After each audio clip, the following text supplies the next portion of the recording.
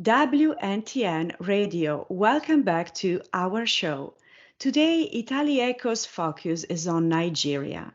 There is a bill that is currently on the floor of the Nigerian Senate, which has generated different reactions from various interest groups in the nation.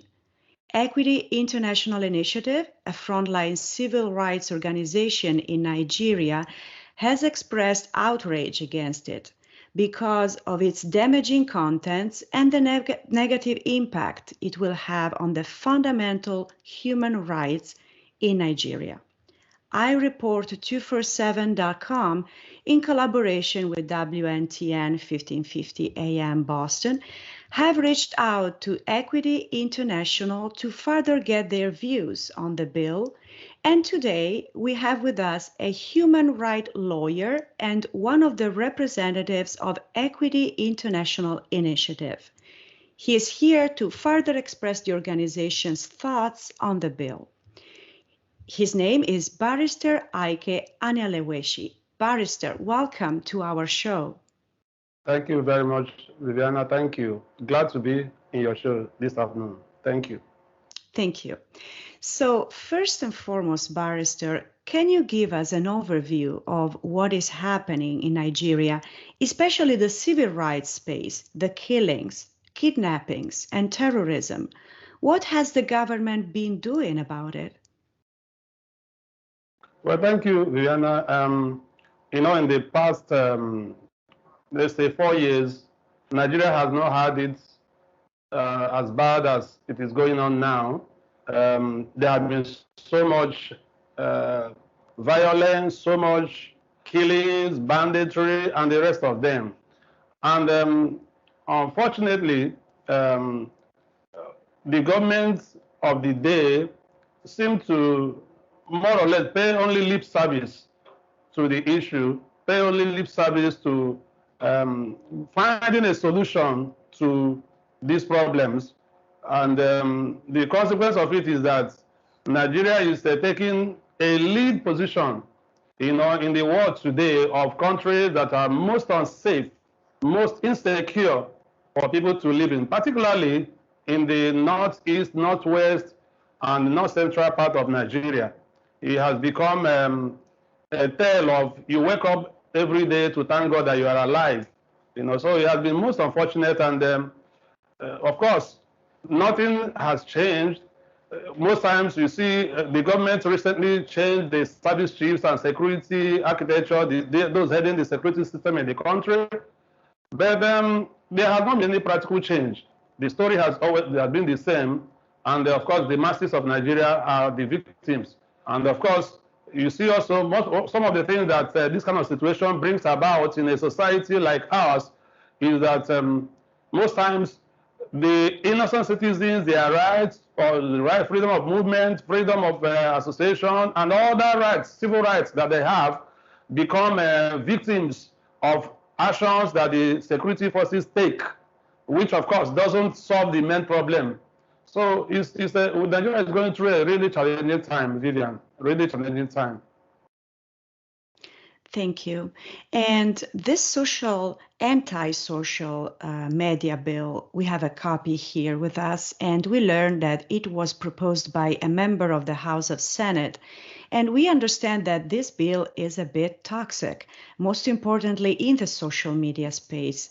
So please tell us, what is this bill about, and why is it a concern to Nigerians? Thank you very much. The bill was actually introduced on the floor of the Senate in November 2019 by a senator, from the northern part of the country, representing a constituency in the northern part of the country. And the bill was titled a bill to prevent and forestall internet falsehood and manipulation.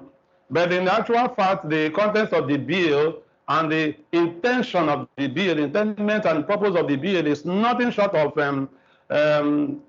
closing down the social media space, closing down opportunities of the citizens to interact in the internet and social media, and of course, is one of the bills that we believe, particularly in Equity International, we believe that the main goal of the government in introducing this bill is to emasculate free speech and ensure that the people don't have opportunity to criticize the government, comment on what is going on, and ask questions that they should ask. Particularly, like I said earlier, a lot of things are going on wrong in the country presently, and the government feels that it is maybe in their interest of their tenure, of their regime, to ensure that people don't have opportunities to criticize the government, to call the leadership of the government to question, to account. So that's what essentially the bill is. And there are not only that certain portions of the bill are toxic, the entire bill itself is toxic. The entire bill is toxic. Right. And you just mentioned that the bill violates human rights based on the Nigerian Constitution. So would you please take us through the Constitution and show us how this bill contravenes it? Thank you very much, Vivian. In the first place, Nigeria is a constitutional democracy, and the Constitution of Nigeria, particularly Chapter 4, provides for extensively the fundamental rights and civil rights of Nigerians.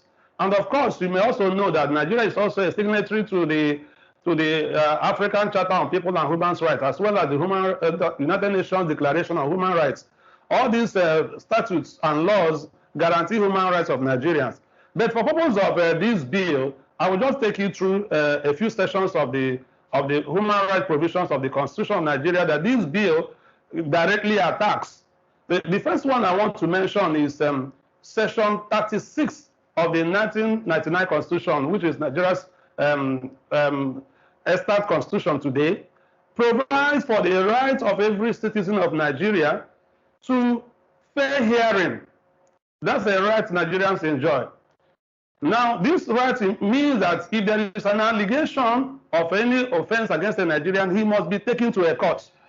This section also provides that. In fact, let me read it for your listening. It says, subsection 1 of Section 36 provides, it says, in the determination of his civil rights and obligations, including any question or determination by or against any government or authority, a person shall be entitled to a fair hearing within a reasonable time by a court or other tribunal established by law and constituted in such a manner as to secure its independence and impartiality. So there must be a tribunal or a court. The tribunal or court must be independent and it must be impartial. Now, in this anti-social media bill, particularly, I will refer you precisely to clause 3 of the bill.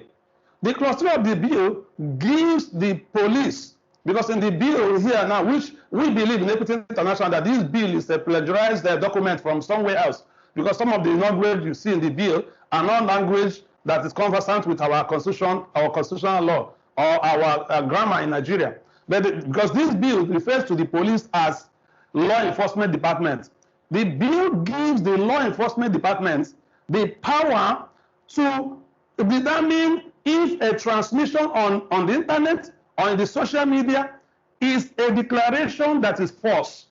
And it says precisely section clause 3.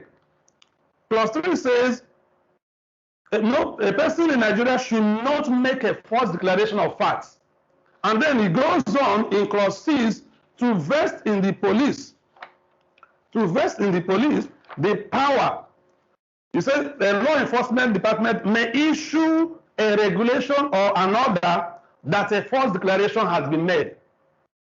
Now, this police, if you juxtapose this, Vivian, with the constitutional provision of fair hearing I mentioned earlier, you will discover that there is no process of taking anybody to court here. The police, which in our law, in the Constitution of Nigeria, is part of the executive. The police, there are 3 arms of government. We have the executive, legislature, and judiciary. The police is part of the executive. The police is an instrument of the executive. Now, the executive now gives has vested in the police the power to declare that a publication, a transmission on internet, on social media, or any other virtual device is false. And there's no opportunity for taking anybody to court, for exercising any right of fair hearing or whatever. And that's this usurpation of the constitutional role of the courts. And that will tell you something clearly, that they are not looking out for fairness or justice, but the intention of this executive is to use this thing, this instrument, this bill, to take up the rights and the power to determine what is aired, what is transmitted on social media. This is a violation of the Constitution. Outside of that, I will take you also to Section 38. Section 38 of the 1999 Constitution of Nigeria. It talks about the freedom of conscience, the freedom of thought, and the freedom of religion. It guarantees to Nigerians freedom of conscience, freedom of thought, and freedom of religion. And the right to freedom of religion, as provided in Section 38 of our Constitution, says that every person has a right not only to have a religious belief, but to be able to propagate and transmit and disseminate that his religious belief without let or hindrance. So I have a right to disseminate it. Now, this social media bill has provided in several portions. This bill has 5 parts and up 35 clauses. In almost all the parts, because they took different aspects of social media, the internet, those who provide internet services, those who provide access services, those who provide online sites, those who provide content for online programming, the several parts of the bill deal with them. But the central theme that runs through all of them is that it is the police, the law enforcement department, as using the bill, that determines what is a false declaration. Now, and it says if a police makes a determination that there is a false declaration, they will issue different kinds of penalties and regulation. One of them is that they can issue a directive or regulation directing the online site or the internet access provider or the forum, the channel, the social media platform to shut down or to remove the content, or to force the person who is transmitting that content that the police has on its own determined as false declaration to publish what is called in the bill, in this intended law, what is called a notice of correction. Notice of correction is what ordinarily we can call in plain English a retraction. Like in media, something you are asked to publish a retraction or apology.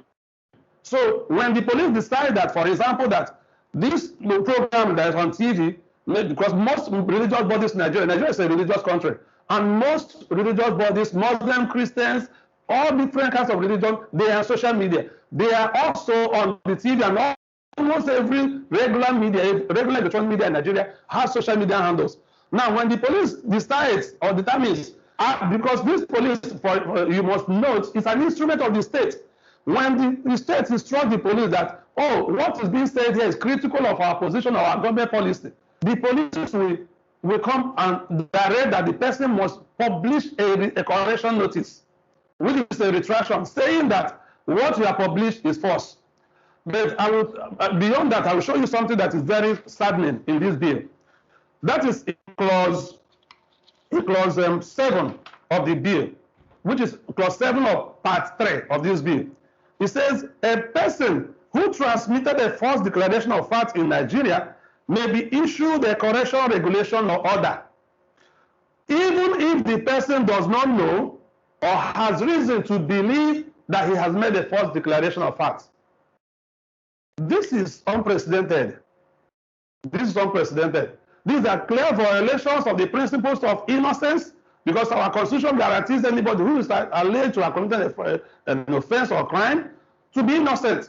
And moreover, this is an order, a mandate, a direction that will be given not through the court of law, that Section 36 of the Constitution says is where you take a person who you are alleged to have done something should go. No, this is a determination made by the police alone, without reference to you, So even if the person who has put the transmission on the internet or on social media or any other social media platform says, no, what I have transmitted is true and correct, they say you are still bound. So far as the police has decided that it is a false declaration, you must comply. You must follow what they have said. What is more, Section 39 of the Constitution of Nigeria guarantees to every citizen of Nigeria the rights to freedom of expression and freedom of the press. And there is a provision of this section of the Constitution that I want to draw your attention to. That is Section 39, subsection 2 of the Constitution. What it provides is instructive when we look at it against this bill.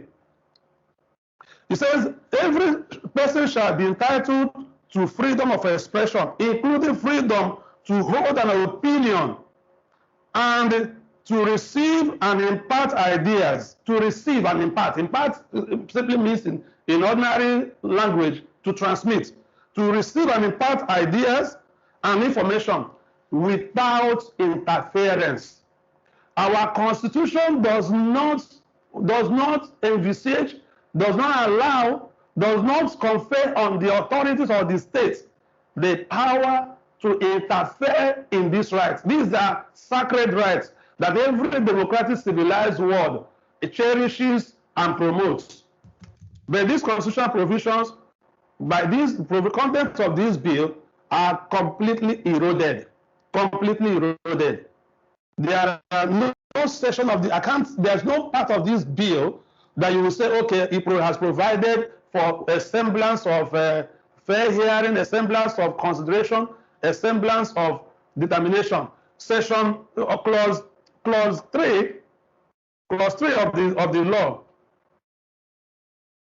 it gives the reason or the factor that the police will consider in declaring a transmission or a publication or a post as being a false declaration. Then I'll give you one of the things he said about what the police will use to determine if a publication or transmission in social media or on the internet is a false declaration.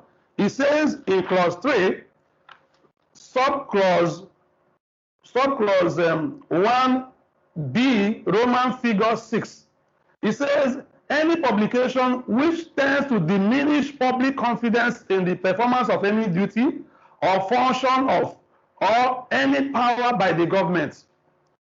So Vivian, what this simply means is that you can't criticize the government in Nigeria through the social media, through any online platform. Because if you say anything that is critical of the government, of course, naturally, it may diminish public confidence in that government. This government is afraid of critical opinion, is afraid of opposition views, is afraid of even the citizens running an appraisal of the performance of its department and the organs. So, in many respects, this bill is more than toxic. This bill is a kill for fundamental human rights and civil rights in Nigeria. And that's why Equity International is out to use all legitimate means to ensure that this bill does not see the light of the day. It's not signed into law in Nigeria. Thank you so much, iRapper247.com, and thank you so much to our guest for this overview. Very interesting over Nigeria. Thank you so much for being with us today.